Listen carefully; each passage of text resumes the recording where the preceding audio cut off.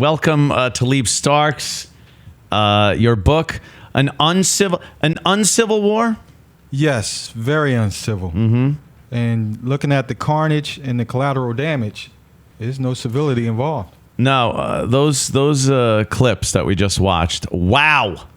They are the entitlements that you were talking about that you think are very detrimental to black people. Of course, the second part of the title of your book, Blacks versus Niggers. Yes. Now, obviously a provocative title. Did you give any thought to it as far as how hard it would be to promote, especially in this day and age of political correctness and not being able to say shit? Yeah. When writing, I took that in consideration because I want the book to sell. I want to spread the word. Mm-hmm. But at the same time, I needed something to describe these degenerates who are tearing up the community and spilling over into other communities. And the strongest word was nigger. It had the most equity. And I knew once black people heard nigger, and without the A at the end. Wait, what? Who said who, what, where? Yeah. And so I just went with it. And I always say, if they change their behavior, I'll change the title of the book. I mean, it's just that. Oh, there you go. That's and of course, Chris Rock was prominently featured in that clip, and he has that, famous bit that he's done. It's been recited by a lot of my friends many times, but it makes perfect sense.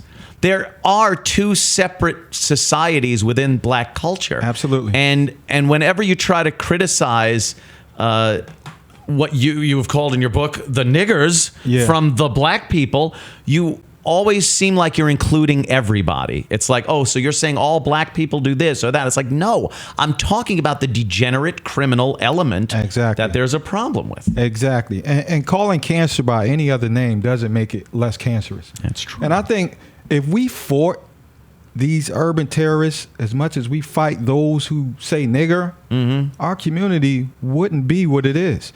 Let's just say the back trails of Appalachian Mountains, some chick says, you know what, I hate niggers, and she films herself. Right. It only takes for one black media outlet to get a hold of that clip of this random chick, and it'll go viral. Right, As if this is the problem facing the black community. That's the important thing. It doesn't seem like the energy is being used where it really should be used. A lot of resources are going toward, like you said, some girl somewhere says nigger and it becomes the story. Also, the amount of black on black killing going on in inner cities is astounding. I mean, the numbers, I don't think many people are cognizant of these numbers. They're huge. They are. And until it's racial in some way, shape, or form, until a killing is white on black, even Hispanic on black, then it becomes a news story and becomes important. Yes. And why is that? Where is the upside in that?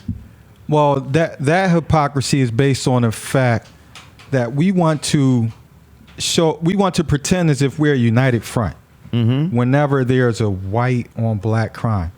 But we're not. I mean, just look at every time there's a Ferguson situation. Right. And you get your regular culture vultures, they swoop in and they pick from the carcass of the dead black male who died at the hands of a non-black. But for some reason, when it's black on black, well, not for some reason, I know the reason. You know the reason. But when it's black on black, these dead black males aren't appetizing. So they don't pay any attention to them. But they'll pick the carcasses until there's nothing left for the bacteria to decompose when it's white on black. Yeah, well, we're all told that the attention should be put on the victim, and like we were in Ferguson and in the Trayvon case. But if the victim is that important, why aren't you paying attention to the huge amount of victims that we see every weekend in Chicago? I agree. Because what I have seen is the victim isn't important. It has nothing to do with the victim. It has to do with who did it. Right. It's agendas. And the black press is complicit in this. Oh, yeah. I think the entire media comes forth and grabs on like vultures, like you said. And they when they were in Ferguson for day after day after day, and after a while, it was just them reporting, well, it's pretty quiet here. Well, you're still there. Right. Because they're hoping. They're hoping something happens. I agree. They are. Criminally, I think they're involved in these cases. And you know what? I've been asked several times to write something or speak about Ferguson, but I wanted to do something revolutionary. I wanted to wait until the facts came out. You are crazy. And I know that that's an absurd thing to do. But that's what I want to do. And you have to jump to a conclusion immediately based on nothing but raw emotion and racial divide. That seems to be the best way to get the truth out. Yes, absolutely. And speaking of Ferguson, I can't confirm this, but I heard that the Payless store was looted, and all of the footwear was taken except for the work boots. Can anybody confirm that? I may have seen a meme or two on Twitter addressing that situation. But you know what's even sadder, Ant, is the fact that the looters that were captured, they will be viewed as political prisoners. Right. By those who want to see this fake movement maintained. Yeah. You know. Well, there's always this sense that when people are confronting the police in protest and they get arrested, that they are always in the right and always fighting some kind of oppression. What would you have had? And I'm asking, the collective out there that believe the police are always wrong. What would you have the police do in a town where there are law-abiding citizens that don't want their shit all fucked up? Are they just supposed to sit there and say, well, I don't care, I own this store, but you know what? What's more important is these children need an outlet for their rage, and I'm willing to give up my livelihood and the work that I've put into this my whole life. Right. Where are the true leaders in the black community that will not be looked at as Uncle Toms and sellouts?